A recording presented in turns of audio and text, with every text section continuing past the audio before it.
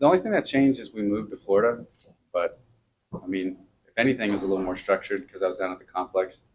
Sometimes past off seasons, I've always thought I was a good self evaluator, but in the big leagues, there's so many adjustments. So just taking what I learned from this season and just going back to work this off season. Yeah, but in the past, I just like try a little bit of everything and see what stuck. But how to just the staff down at the complex is just awesome. You were reluctant to talk about it in the midst of it, but when you think back to last season, Gold Glove, all the things you did, what are your best memories of last season? Yeah, so there's so many firsts, and I got to see a lot of lasts too for some of my teammates. And in this game, it's rare that you get to see people go out on their own terms. They decide when they hang their cleats up, and to see the careers of the guys that some of the best ever do it, and it's surreal. So a learning moment for me, for my teammates, and for this organization is just it's the start of a new chapter. You trash talk Tommy Edman at all about beating him for the Gold Glove? No, not at all. Truth be told, Tommy's a better defender, but Tommy's unreal, man. If you hit it to him, you're out. That's just how it works. But I think just being able to bounce all over the field the way I did gave me a chance to win. And credit to Rawlings too. I always thought guys like me would have qualified for a Gold Glove based off of innings, but never at one position. So I give Stevie Cohen and the guys at Rawlings credit for making that because it gives guys like me a chance to win one. You kind of had that fringe defender tag on you as a prospect. How gratifying is it to get a Gold Glove at a lot of different positions? Yeah, so take a lot of pride in my defense, and obviously, like when I got to college, I wasn't a very good defender, so it's something that I have to take a lot of pride in and something I have to work at. And I always thought I was a good defender. Maybe it may look a little rigid at times, but if I can get outs, then I think that's all you really want. Already mentioned called it a new chapter. I mean, you go from walking into a clubhouse where two of the biggest like professionals are Albert Pujols and Yadier Molina. Now this coming year, you walk in and it's Paul Goldschmidt and Nolan Arenado. Is that a change? Is that a continuation of kind of the guys who are kind of in those pole positions in the clubhouse? Oh no, I don't think anything changes. Those two are great leaders. And the one thing about this organization is from the time that you get here, the culture is taught. So from the time that I signed with this organization, where I was taught a winning culture all throughout the minor leagues. So when you get here, nothing changes. Winning is an expectation. So I think that it's our job just to continue to teach those that are coming up the way that it was taught to me. The two guys, like how much interaction when you were first year did you have with say Paul? Yeah, so I mean, my thing being a rookie was just be seen and not heard. So I just sit in the cages and I just watch the routines, and they were more than open to answer any questions. Everyone in our clubhouse is, but I just like to sit and watch. I'm more of a visual learner anyway. Just watching them go about their routines and just how detail oriented they are is just impressive. It's no surprise why they have the success that they do. From them, I mean, we all know Albert's T drill and that's what Paul does to prep them. Pick and choose stuff from each of them, or Yeah, I think I've tried everything that they've tried, and why not, right? And then take some things that I like and some things that I may have discovered along the way, and I still do some things that I did in the minor leagues too. Because I think when you get here, obviously it's hard to stick, but you still want to do what you did in the minor leagues because that's what got you here. is there an example? Is there an example of something you borrow from those guys? So Arenado's big on direction. Goldie is too. So Arenado, when you watch his cage work, like he's just trying to hit just lasers through the back of the net. And it sounds very elementary, but you watch him in game, that's what he does. He's able to just constantly hit barrels to the big part of the field. So I took that just like the direction of how to hit the ball through the field. And then just watching how Goldie, just like how short and how concise his routine is, something I took away from. Sometimes I go in there and I just start swinging just to swing and just like having a game plan. Actually, I was going to ask you about the bat too, because those guys obviously were kind of from the big knob. And I guess you've gone to that. What was that process like for you this winter? I guess you got fitted and did the whole deal too. Yeah, so I went to Marucci right after the season, and I wanted to do it kind of while I was in still hitting shape. So I went there, and it was just kind of eye opening, learning how my body moves, what stance, what posture, what load kind of allows my body to sequence the best, and then it's just like golf is way ahead. Like the way that golf does things, like you get fitted for golf clubs, right? And that's what works best for your body. So it's the same thing with a baseball bat. So for me, I don't like making changes, swing changes, especially because I like what I do. But obviously, you want to make adjustments and you want to continue to grow and improve.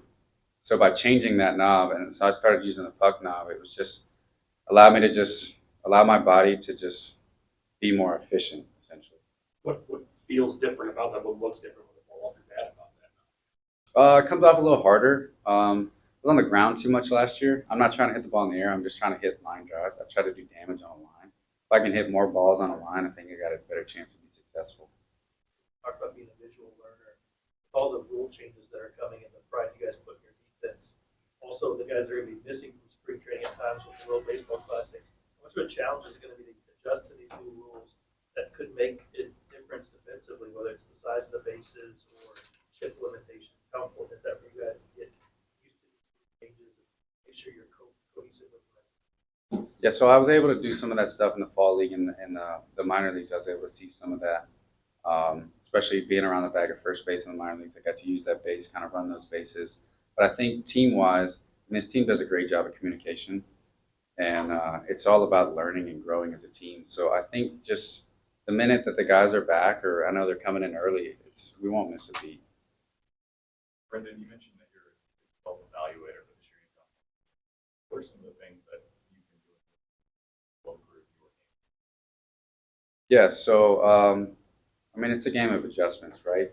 For me, learning how to use my body a little better in the weight room. Put on a little bit of weight, nothing crazy, more muscle mass so I can stay healthier. At times, I felt like my body would break down just a little bit because it's 162 games, right? Plus postseason. So you're talking about travel. You're talking about being a little more attentive of your diet, things like that. So that side of the weight room. On the base running side of things, just learning how to run the bases a little better, cleaner, tighter turns. I think that goes back to Marmol telling me to hit the base with my right foot. I know he's looking at me, so paying attention to things like that, just the little things. And then offensively, like I mentioned, just getting more balls on the line, right? More consistent contact. I feel like I made contact, but I was on the ground a little too much. Not trying to hit the ball in the air, just hit line drives all over the field. How do you divvy up the work in the field this winter? Where you make 10 starts at 6 different spots. What do you do for winter work? I've kind of been doing that since college. I pick a spot each day, and then if I feel like I haven't hit a spot in a while, I'll sprinkle that in. And then as spring training gets closer, I try to do my outfield work kind of in BP, just kind of get those live reads there. But defensively, I just pick a spot, go there, and I try to take ground balls a couple times a week. And then as I get closer to spring training, ramp up everything. Brendan, after having a season of experience under your belt, how are you different now going into this spring training as opposed to last spring? I mean, nothing really changes. I feel like the job has to be earned every day, and that's the mentality I'm going to continue to have. I mean, I'm a little more comfortable because I know what to expect. Last year coming in was my first big league camp. I met some of the staff when I was on the taxi squad for the wild card game in 21, but I didn't really know a lot of people. So I was coming in and just a little uncomfortable. So now that I know the guys and I kind of know how it runs, I think that helps a lot.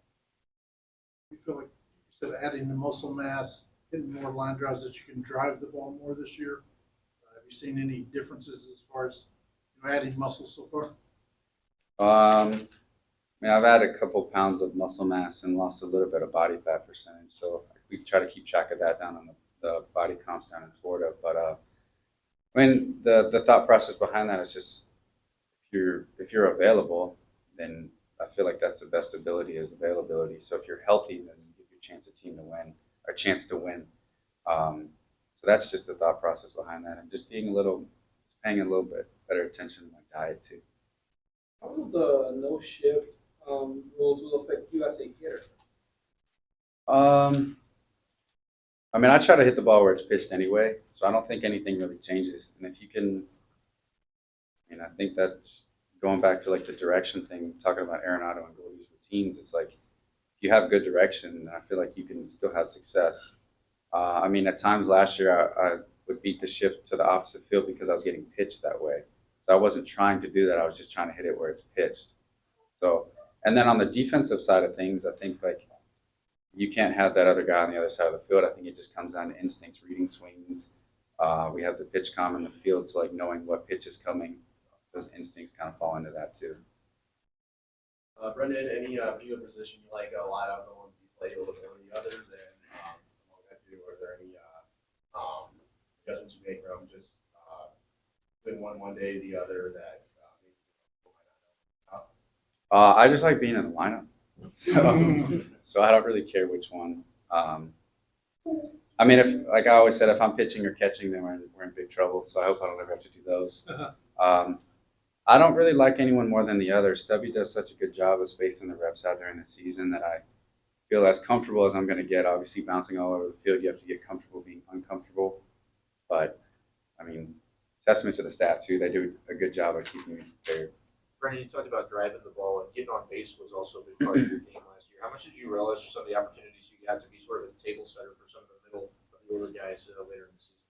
Yeah, so I think, I mean, obviously, like first year in the league, like you're nervous, like you're still learning as you go.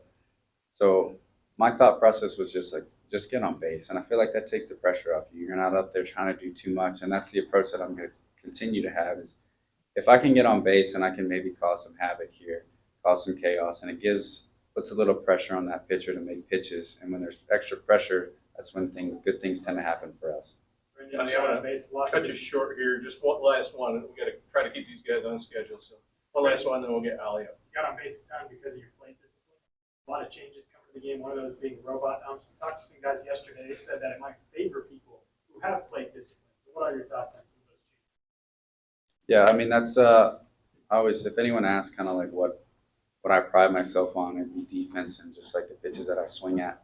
And it's something that you have to be aware of because bats can snowball on you. You have to be conscious, especially in your drill work when you're doing machine BP. You have to be aware of the pitches you're swinging at because let's be honest, I don't know if anybody in the game can really cover the whole dish. And there's guys that can go through stretches where they're just hot and they can feel like they can hit anything. But over the course of the season, you can't cover the whole dish. You have to be disciplined on what you really want to swing at. And that's something that it's a pain, but you have to be aware of every day in the cage.